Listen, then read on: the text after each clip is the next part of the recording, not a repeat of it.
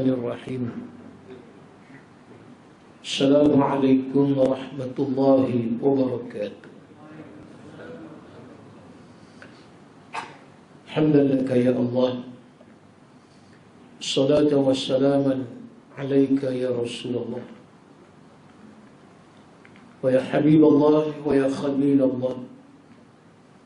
Asyhadu annaka Rasulullah.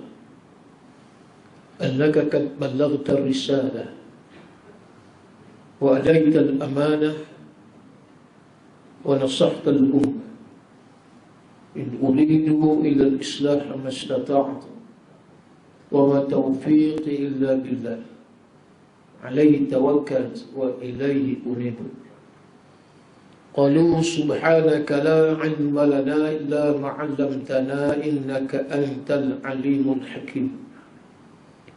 رب اشرح لي صدري ويسر لي أمري واحلل عقدة من لساني يفقهوا قولي.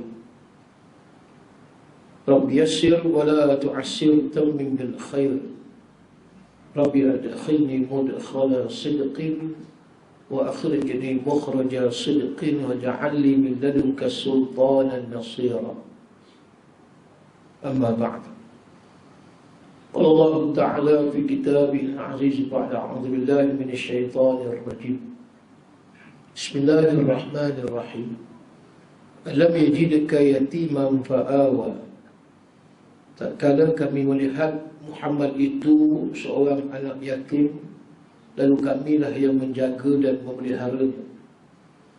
Wa wajadaka dhallan fahada. Dan tak kala kami melihat Muhammad itu dalam keadaan kebingungan, maka kamilah yang memberi hidayah petunjuk kepadanya. Wa wajadaka ailan fa'aghna. Dan kalau kami melihat Muhammad itu dalam keadaan susah dan miskin, lalu kamilah yang mencukupi ke atas dirinya. Shadaqallahul azim. Surah Ad-Duha ayat yang ke-6 hingga ayat yang ke-8. Yang dimuliakan Sahibul Muhtaram Mursi Majlis, ada program ceramah Maulid Nabi 1444 Hijri. Berbahagia Mursi Masjid As-Salihin Taman Muhibah, Tuan Imam, Tuan Bilal dan seluruh rekan kuasa, pentadbir masjid, para asatizah, para alim ulama, tuan-tuan dan puan yang dirahmati lagi dikasihi sekalian. Pertama-tamanya marilah kita memanjatkan syukur kehadirat Allah pada malam yang mulia ini, dapat kita sama-sama untuk mengambil iktibar dan pengajaran yang sedang kita fokus pada bulan Rabiul Awal ini, tidak lain tidak bukan bulan kelahiran junjungan Sah Nabi Muhammad sallallahu alaihi wasallam yang telah meninggalkan kita lebih daripada 1000 tahun. Tahun ini 1444 Hijri. Walau bagaimanapun, hati dan jiwa kita tetap merindui, menyayangi, mengasihi tidak lain tidak bukan kekasih Allah Nabi sallallahu alaihi wasallam. Walaupun sudah jauh tempoh yang Nabi sallallahu alaihi wasallam meninggalkan kita, kalaulah seorang yang beriman itu mengaku diri beriman kepada Allah, bermakna tidak akan hati yang menafikan, menidakkan, iaitu suatu imanatu qalbun, kecenderungan berat hati mengingati pada diri Nabi sallallahu alaihi wasallam. Inilah kelebihan umat Nabi sallallahu alaihi wasallam, yang mana kita adalah umat di akhir zaman. Tetapi perasaan kita itu tetap, bahkan kita sentiasa mendoakan agar kita menjadi insan umat Nabi yang tak akan melupakan Nabi sehinggalah di saat nyawa bercerai daripada badan. Mudah-mudahan kekal kita beriman kepada Allah dan juga kepada Rasulullah di akhirat. Tuan-tuan sekalian, ni pertama kali ikut saya di Masjid Solehin. Rasa tak tahulah lama kalau datang pun mungkin dah lama tak datang.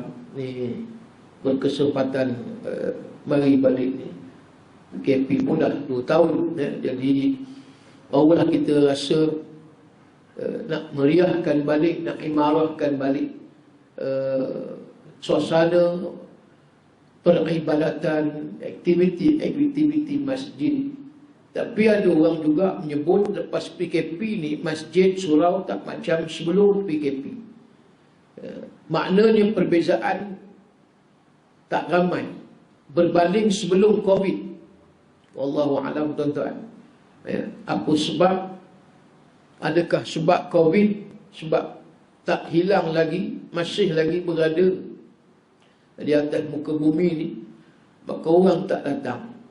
Kalau itu alasan, tidak kekal lah kita punya rasa sayang, kasih dan rindunya kepada Rasulullah.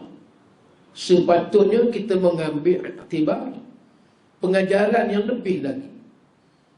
Bila mana kelonggaran yang diberikan pihak kerajaan, pihak berkuasa, Kementerian Kesihatan dan yang lain, maknanya sampai peringkat hari ini masjid tidak perlu lagi ataupun tidak wajib lagi memakai mask, pelitup muka.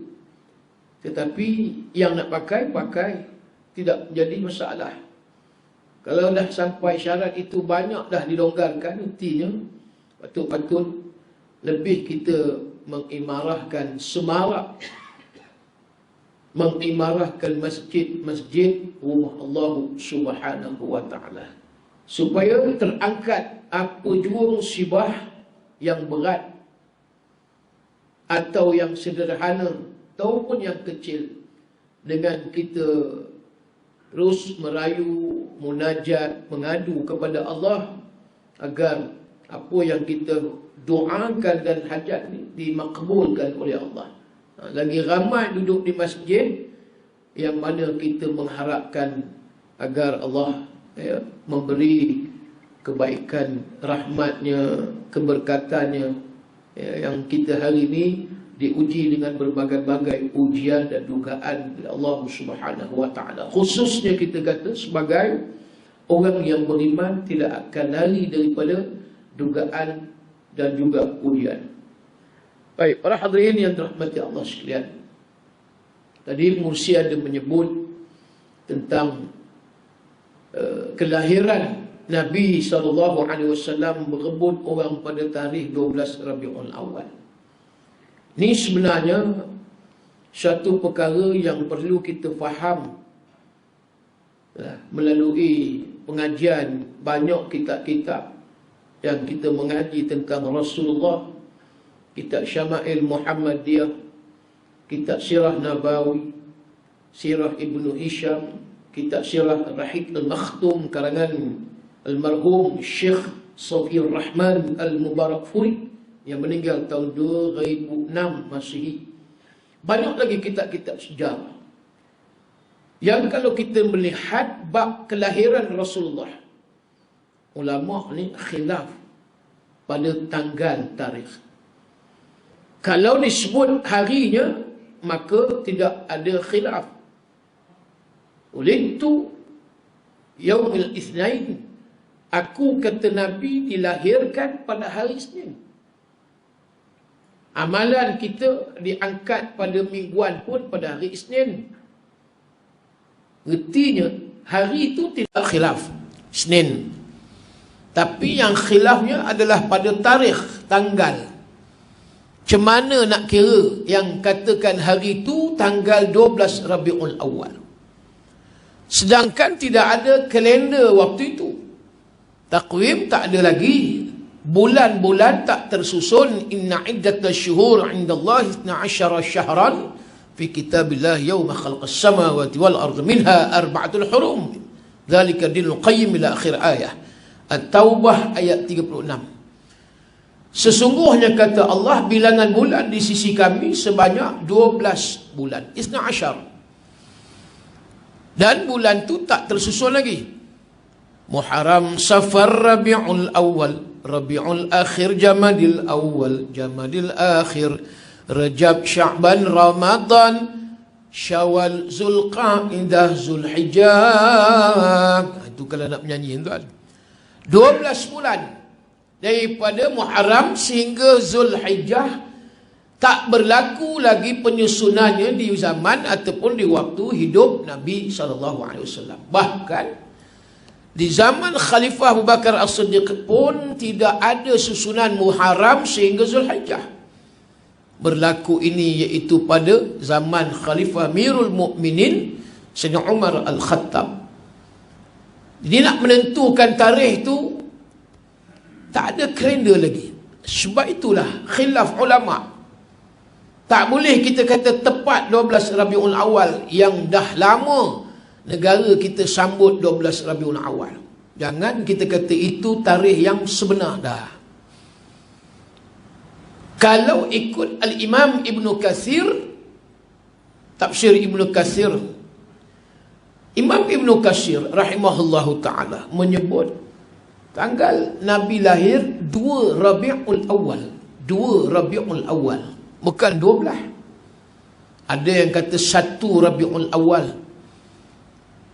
Bila merujuk kepada hari yang kesedihan Nabi, tahun yang ke-10 Hijri, Rasulullah kehilangan anak lelakinya waktu kecil, umur kecil lah. Di Mekah, Qasim Abdullah meninggal, anak Khadijah, bersama dengan Nabi. Di Madinah yang disebut Ibrahim meninggal pada waktu itu. Nabi sedih, perasaan sedih ada pada Nabi. Dan pada hari meninggalnya Ibrahim berlakunya gerhana matahari. Ini kekuasaan Allah, disebut sebagai tanda kuasa Allah. Bukan sebab anak Nabi Ibrahim tu meninggal maka berlaku gerhana matahari dah. Ini kekuasaan Allah. Jadi ulama-ulama falak dan sebagainya, mereka mengkaji. Ada yang kata 1 Rabiul Awal, tapi tak lari daripada bulan Rabiul Awal. Imam Ibn Kathir kata 2 Rabiul Awal. Di dalam kitab Sirah Nabawi tuan-tuan, yang berjudul kitab Ar-Rahiq Al-Makhtum, Yusqawna min rahiqin makhtum, cari dalam surah Al-Mutaffifin, surah yang ke-83, ayat yang ke-25.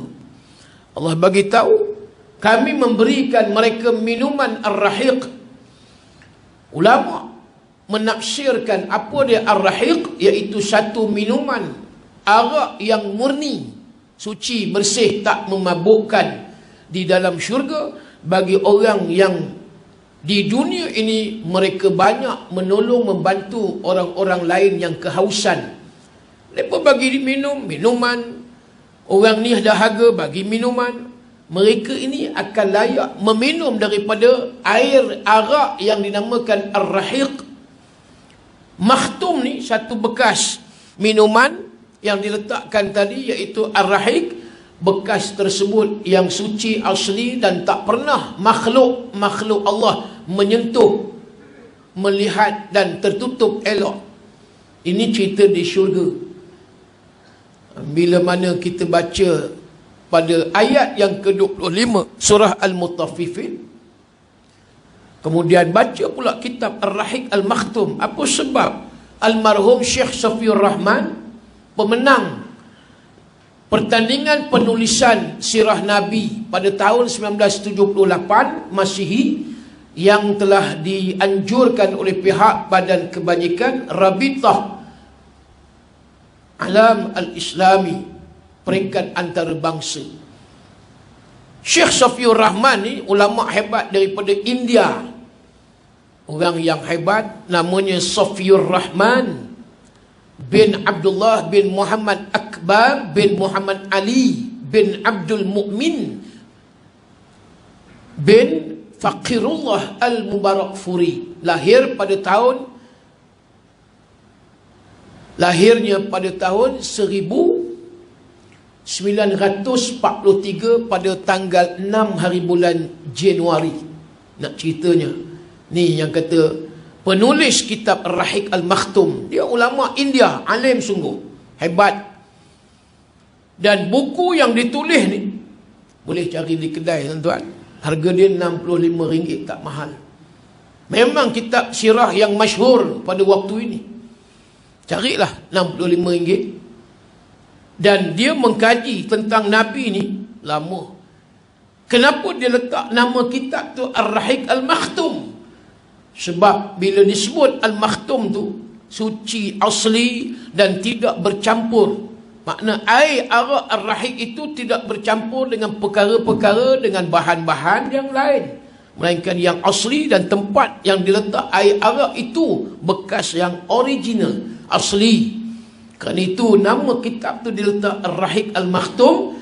Dia mengambil fakta, data dan hujjah-hujjah daripada ayat-ayat Quran, hadis Nabi, dan daripada sanad ulama-ulama yang mana yang difikirkan kebanyakan fakta itu adalah tepat. Sebab itu dinamakan Ar-Rahiq Al-Makhtum. Jangan cari tengok kitab tersebut. Dan menurut ulama Syekh Safiur Rahman, tanggal kelahiran Rasulullah mengikut kajian dia, pakar-pakar falak yang dia rujuk, pakar kaji bintang, astronomi dan sebagainya. Sebab tadi tarikh itu susah nak kata tepat tanggal yang sebenar. Tahun pun disebut sebagai tahun gajah, kerana waktu itu tentera bergajah Raja Abraha menyerang Mekah nak merobohkan Kaabah. Lalu disebut tahun gajah. Orang kalau rimau menyerang Mekah, maka mungkin diletakkan tahun rimau. Gitulah.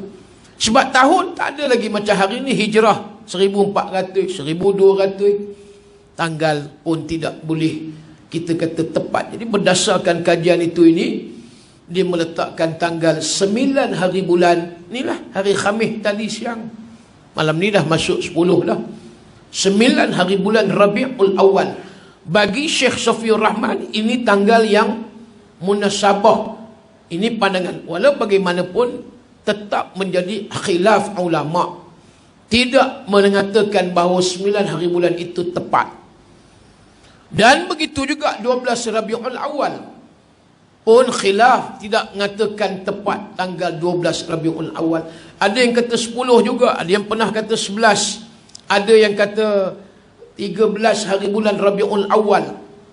Ada yang sebut di luar di bulan Rabiul Awal, iaitu bulan Muharram. Ada yang kata bulan Ramadan, sebab Muhammad Allah pilih lantik menjadi Rasul, yakni pada bulan Ramadan, umur 40 tahun wahyu pertama. Ini pelbagai pandangan pendapat ulama. Walau bagaimanapun, yang sepakat jumhur, bulannya yang inilah yang kita berada sekarang, Rabiul Awal. Yang ni jumhur sepakat ulama. Ertinya kalau kita nak buat sambutan Maulid Nabi, janganlah tunggu 12 Rabiul Awal. Oh, jenuh tuan. Ustaz, saya nak 12 Rabiul Awal ceramah, boleh tak? Saya kata dah tak boleh dah ni. Sendat dah ada dah, saya kata. Tarikh yang orang booking dah berapa lama dah, saya kata. Jadi tuan-tuan sekalian, kita nak ambil cerita tentang kelahiran Nabi ni, bukan hanya sekadar cerita Nabi lahir pada hari Isnin bulan Rabiul Awal. Yang ni kita rasa semua dah maklum.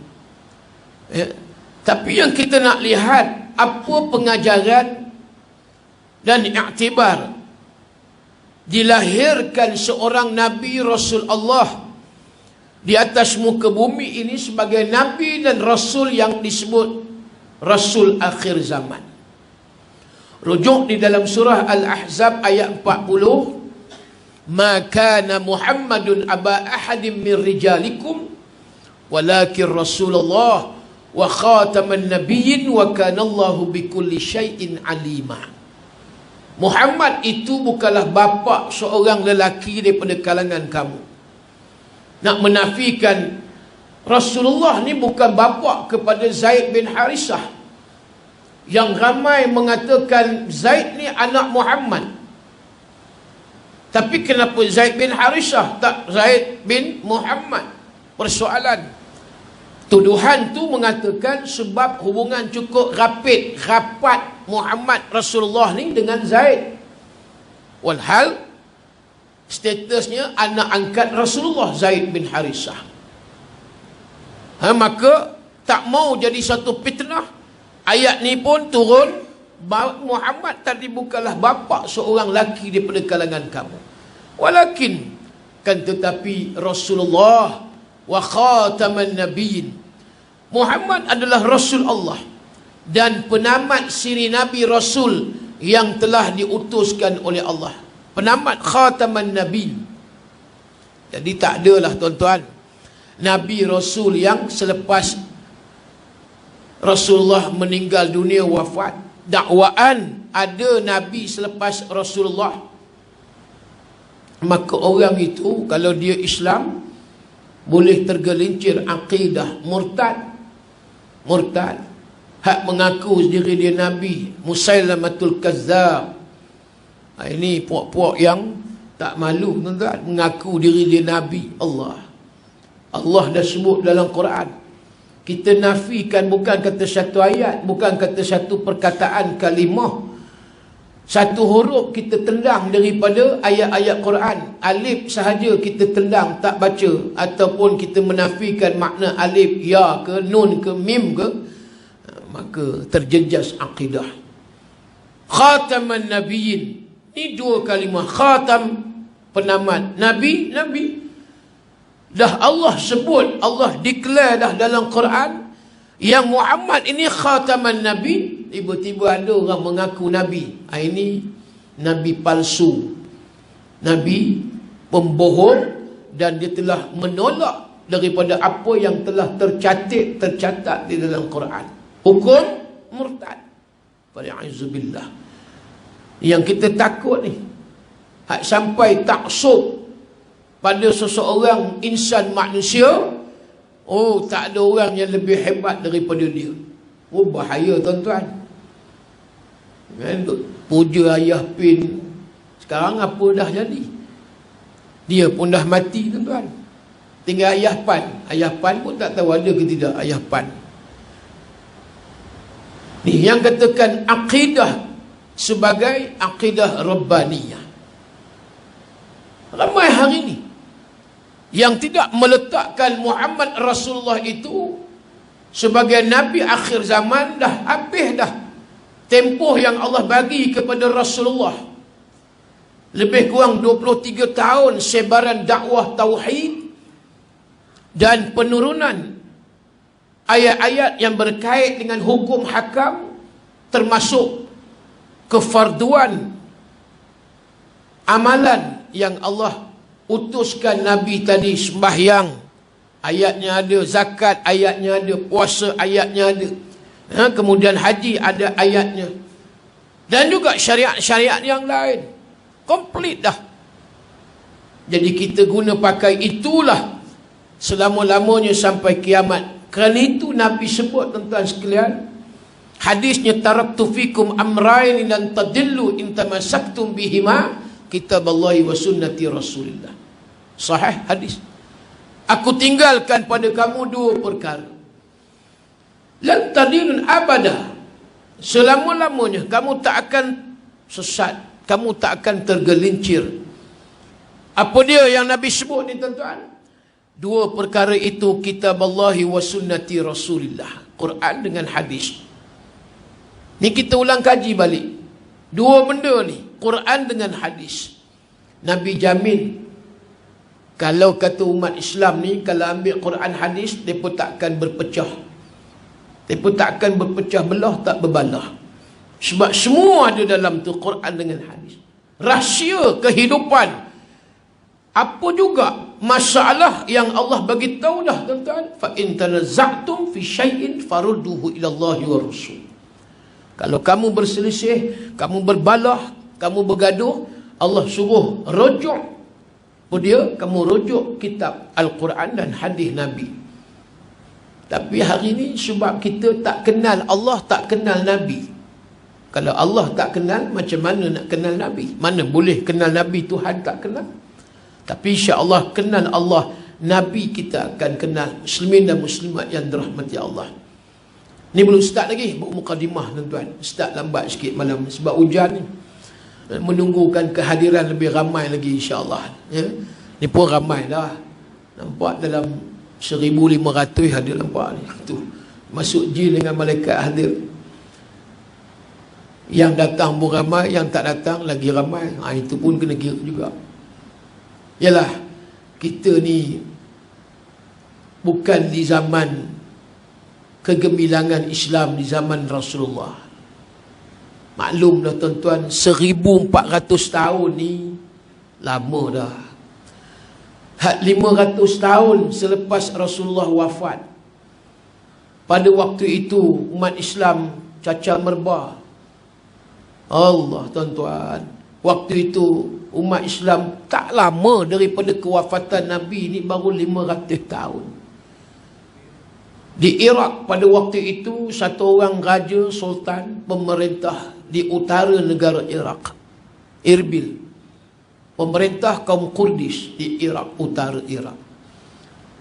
Dia ni walaupun sultan raja tapi berstatus taraf dia taraf ulama.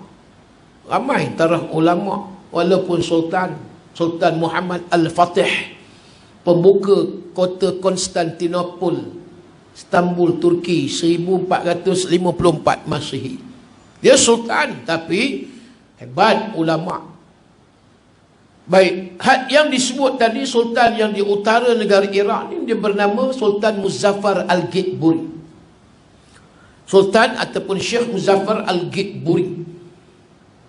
Pada waktu itu dia tengok umat Islam ni ramai dah yang tinggalkan ajaran Islam.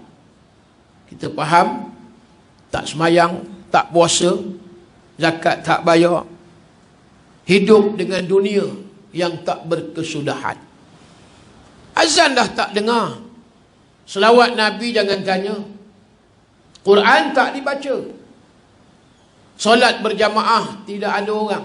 Tuan-tuan ingat, tahun 95-97, within 2 years, apa yang berlaku di negara Bosnia Herzegovina. 2 tahun je tuan-tuan. Yang kata Croatia, tentera-tentera Serbia, Croatia, mereka mengambil peluang 2 tahun pengajaran tu. Umat Islam Bosnia meninggalkan banyak ajaran Islam.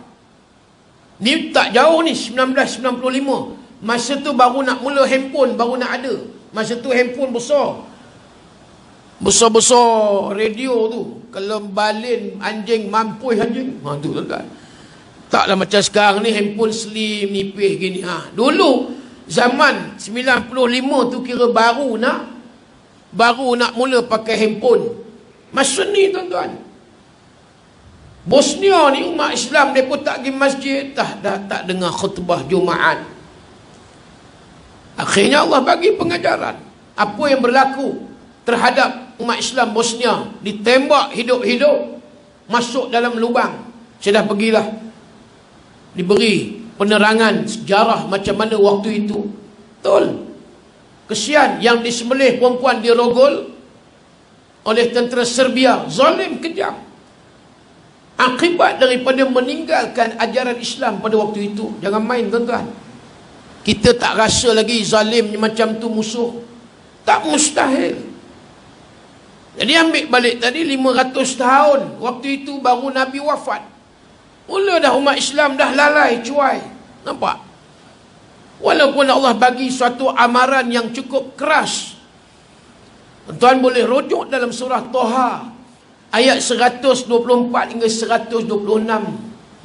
Wa man a'rada an dzikri fa inna lahu ma'isyatan dhanka wa nahsyuruhu yaumal qiyamati a'ma. Qala rabbi lima hasyartani a'ma wa qad kuntu basira. Qala atatka ayatuna fanasitaha wa kadzalikal yauma tunsa. Surah Toha ayat 124 hingga ayat 126. Tuan-tuan boleh cari. Lebih kurang maksud Allah kata pada dia, manusia yang berpaling daripada kami, kata Allah. Mereka tak dengar, mereka tak mau ikut, tak mau sami'na wa ata'na. Bahkan sebaliknya mereka jadi sami'na wa asayna. Derhaka, bukan dengar taat, dengar jadi derhaka. Jadi Allah bagi satu warning yang cukup keras amaran.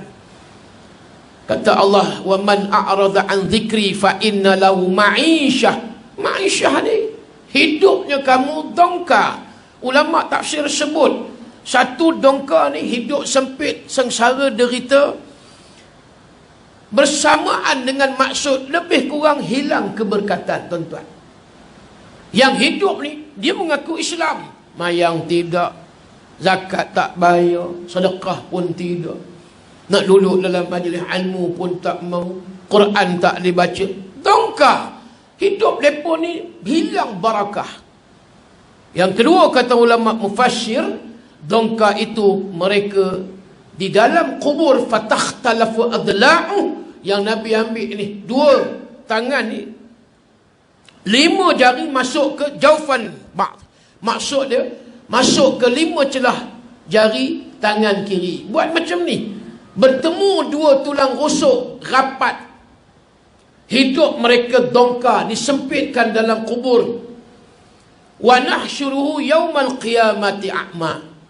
Dan kata Allah lagi, akhirnya mereka dibangkitkan nanti di dalam di hari kiamat, hari mahsyar, dibangkit tu dalam keadaan mata mereka, kata Allah, a'ma, dibuta, gelap, tak nampak kebenaran pada waktu itu. Lalu kata puak-puak yang diazab tadi, kata Allah, qala rabbi lima hasyartani a'ma. Wahai Tuhan kami, mengapa kamu bangkitkan kami dalam keadaan a'ma, wahai Allah? Sedangkan kami dulu di dunia ni kuntu basira, dalam keadaan kami boleh basir ni, maksud basar ni mata boleh memandang, boleh melihat, cerah terang. Awak lagu ni hari ni dalam keadaan kami ni buta mata. Allah jawab, qala kadzalika atatka ayatuna fanasita. Hei manusia, ketahuilah demikian, waktu kamu hidup dulu di atas muka bumi, kami datangkan kepada kamu ayat-ayat Quran, daripada surah pertama sampai akhir suratul Fatihah, ummul kitab, sehinggalah An-Nas, surah An-Nas, 114 surah, 30 juzuk, 6,236 ayat, 1,320,000 huruf yang ada di dalam Quran. Tapi kata Allah, fanasitaha, kamu lalai, kamu cuai, kamu tak mau ambil pengajaran daripada ayat Quran tersebut. Allah jawab akhirnya 126 surah Toha, wa kadzalikal yauma tunsa, pada hari ini demikianlah hai manusia, ingat, kamilah pula yang nak lalaikan kamu, yang mau cuaikan kamu, yang kami tak mau peduli sikit apa pun rayuan demi rayuan yang hampa buat. Walau tara idzil mujrimuna nakisu ru'usihim 'inda rabbihim rabbana absarna wa sami'na farji'na na'mal salih inna muqinun. Surah Sajadah, pagi besok imam baca. Lalu di hadapan Allah dalam keadaan ru'usihim 'inda rabbihim, ra'sun, kepala ni tunduk di hadapan Allah. Awak malu. Hampa dulu ni aku suruh hampa mayang qimus salah, hampa tak mayang. Azan bukannya tak dengar, hampa boleh dengar. Allahu akbar, Allahu akbar. Bukan azan Kedah, Mekah. Tuan-tuan, hampa dengar azan Mekah macam tu, lagu tu punya sedap pun hampa tak mau bangun. Hampa dengar, masuk telinga kanan, keluar telinga kiri. Ni yang Allah nak jawab ni. Falasitah. Maka hari ni kata Allah, layaklah kami ejekkan hampa, kami ketawakan hampa, kami biarkan hampa semua. Ya, mereka kata apa dia? Rabbana absarna wa sami'na. Kami dah tengok azab, kami dah dengar azab, ya Allah. Yang ni puak-puak kafir, bukan kata kita yang Islam ni. Hai yang kafir waktu itu, waktu berada di mana? Akhirat. Bila mana kata orang kafir apa dia?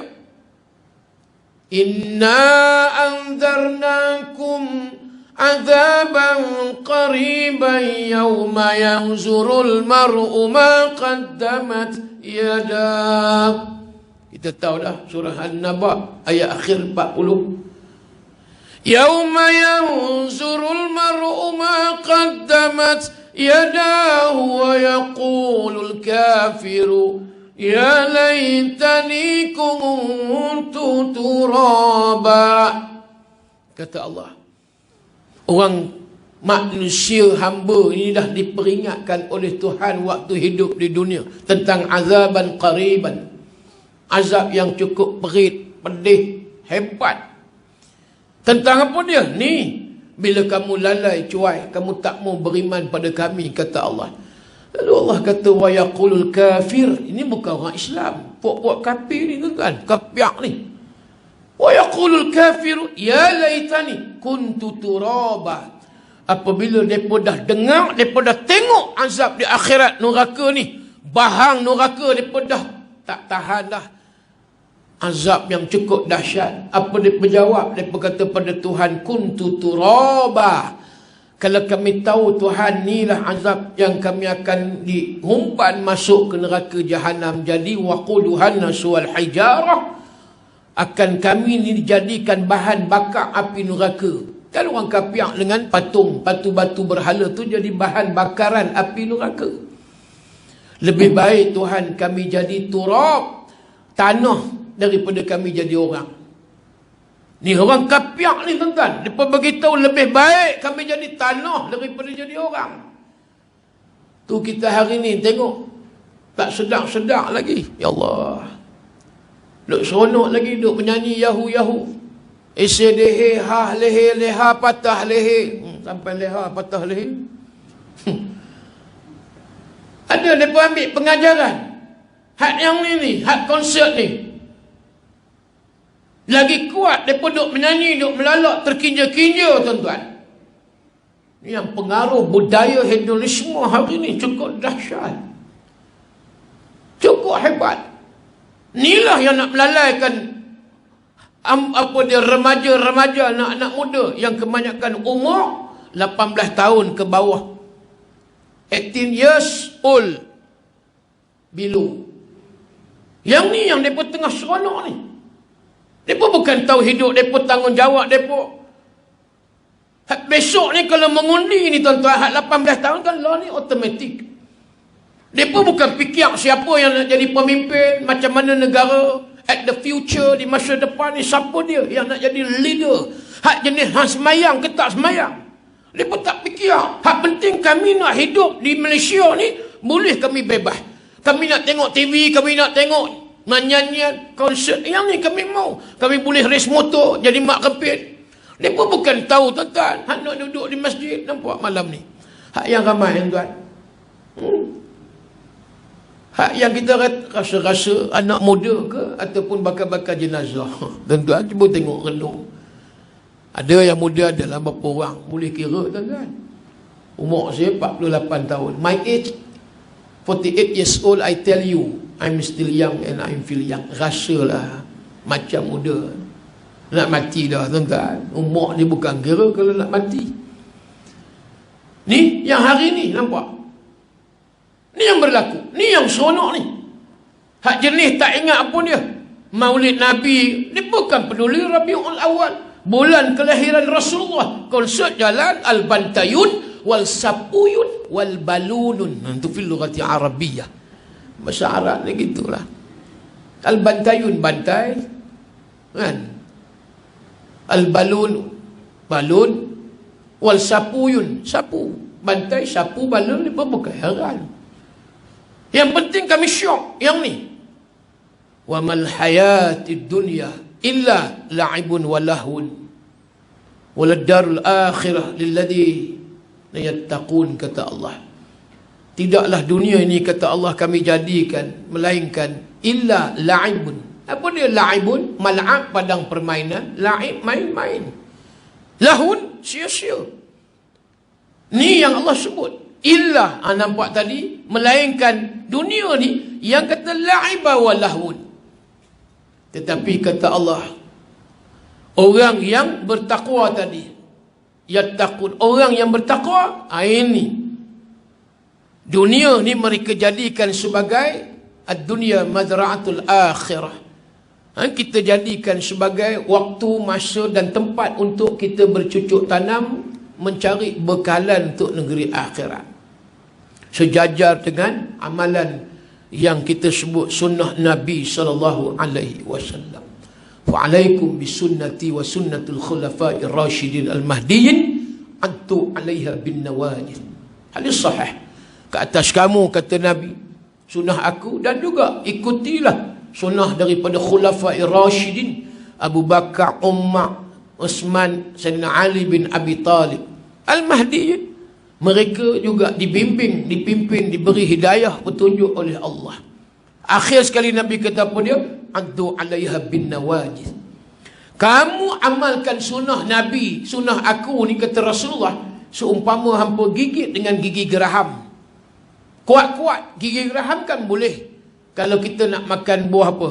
Buah keredah, buah petai, hak yang keras-keras ni kena ada gigi geraham. Kalau tak, taubat, tak boleh makan tuan. Kena makan hak yang lembut-lembut, bubuk ayam kan.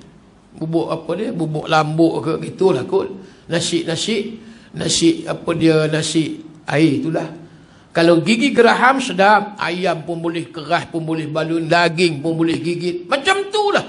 Sebab Nabi tahu dugaan ujian di akhir zaman bagi hamba Allah, orang yang beriman, umat Nabi ni berat. Berat tuan-tuan. Bukan senang hari ni, sebab kita dah tak nampak dah Rasulullah ni. Jasad Nabi dah tak ada. Kalaulah ada Quran hadis pun kita tak mengaji, tak belajar tuan-tuan. Macam mana hak yang ada dalam Quran dan hadis tadi boleh membentuk peribadi diri kita, muslimin muslimat yang dirahmati Allah sekalian. Allahu Akbar. Inilah cabaran umat Islam di akhir zaman. Orang tidak lagi memikirkan soal akhirat, dan mereka cukup takut dengan kematian. Yang kita duduk di zaman ni, la yudrikni zamanu la tudriku zaman.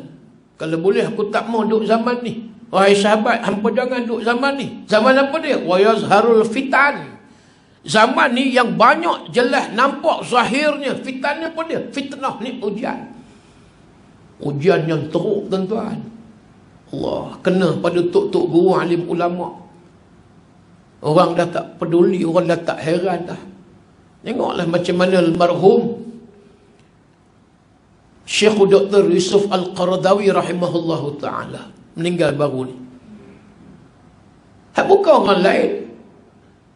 Negara tempat lahir dia sendiri, Mesir. Mereka buru dan mereka isytiharkan hukum bunuh mati terhadap Syekh Qaradawi. Mereka isytiharkan declare teroris, pengganas Syekh Qaradawi. Walhal lahir di Mesir. Dia ijazahnya, mastersnya, PhD-nya di Al-Azhar University. Tengok apa dia kata. Aku tak heran, masjid-masjid Mesir hampa gam aku, hampa tutup pintu, tak bagi aku semayang. Tapi demi Allah, kata Syekh Qaradawi, masjid yang ada di seluruh dunia ini terbuka untuk aku solat di dalam. Nampak? Lain. Kata-kata orang alim tuan-tuan, ulama-ulama. Memang itu yang terpaksa dilalui. Saudi apatah lagi tak benarkan Syekh Qaradawi masuk ke dalam Masjidil Haram. Tak boleh masuk Mekah Madinah. Seolah macam jahat Firaun, macam J.W. Bush. Apa dia? J.W. Bush pula, George Bush. Macamlah Syekh Qaradawi ni.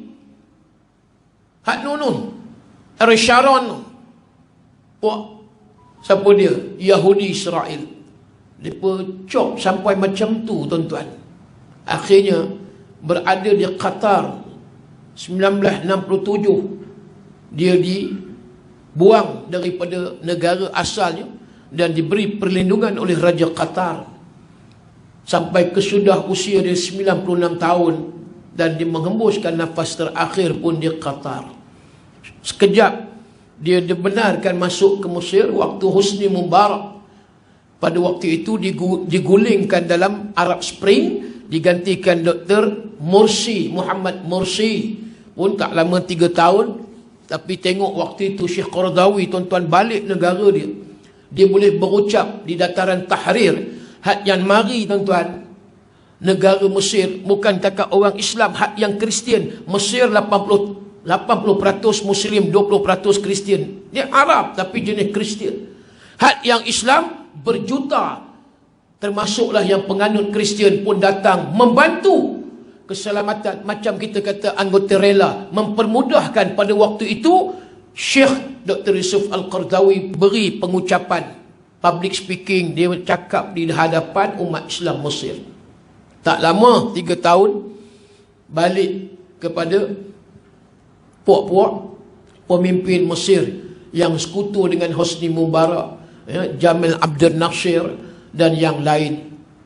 Sampai hari ni As-Sisi sama.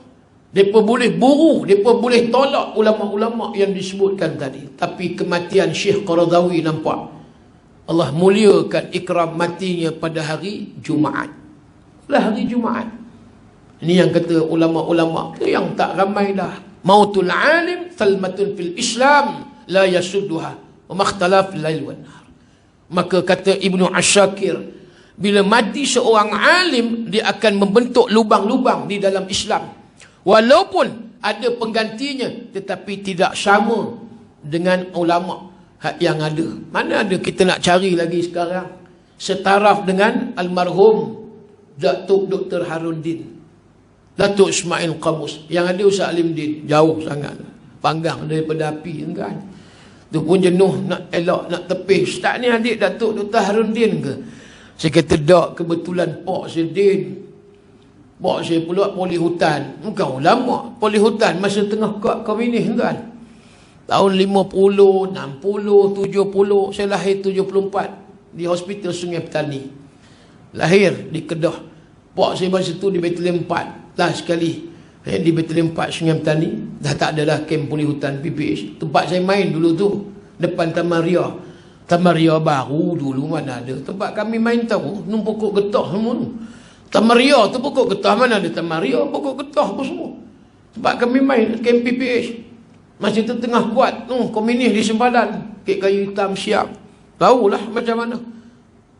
Masa tu masuk hutan 3 bulan tuan-tuan. Orang tu bukan kata 3 hari, 3 bulan. Tu lama, 3 bulan. Bawa ration makanan apa semua masuk hutan. Doalah hak kami sekeluarga. Mudah-mudahan pak aku ni selamat, tak jadi mangsa tembak puak-puak komunis parat ni tuan-tuan. Teruk masa tu, teruk. Sat-sat mari pula lori PPH, polis, lori biru tu lah, yang cat biru gelap kan. Kemudian siren bunyi, sudah pak aku kena mati. Sebab bila mana mati ditembak komunis, mereka akan buat balik, akan dimandikan jenazah di surau, tak jauh dekat rumah kami di camp. Minta-minta bukanlah bapa aku ni yang mati, alhamdulillah. Bukanlah alhamdulillah mati pada orang lain, tapi maknanya alhamdulillah pak aku ni tak mati lagi. Tuan-tuan, 3 bulan masuk keluar, masuk hutan, keluar hutan, muka tu mula macam hutan. Nak besarkan anak berapa orang? 9 orang. Adik-beradik saya 9 orang. Itu kira sambil-sambil masuk hutan. Kalau tak masuk hutan mau 18 tuan-tuan. Tu kadang menuh juga orang tua saya ni, masuk hutan 9 orang adik-beradik. Saya baru 3 orang tuan-tuan. Tak masuk hutan, cuma sibuk ceramah. Itulah pula duk kuliah ceramah. 3 orang anak saya ni, berkat alhamdulillah lah, doa asuhan mak ayah boleh masuk Matak Mahmud.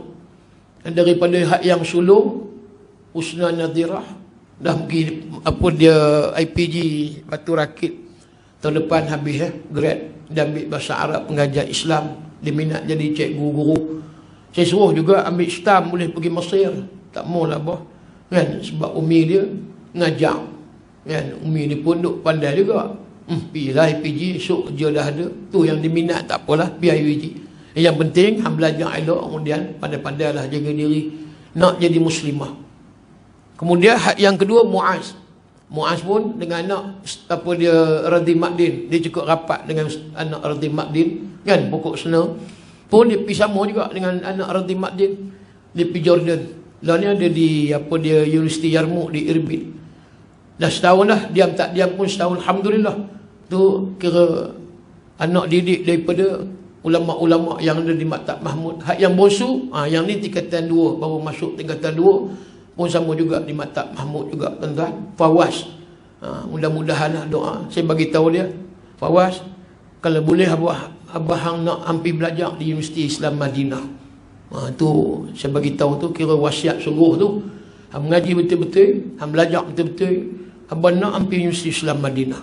Bukan kata universiti lain tak boleh, tapi cita-cita abah ni hampirlah tempat yang disebut bumi di bumi Rasulullah. Mudah-mudahan lah tuan-tuan.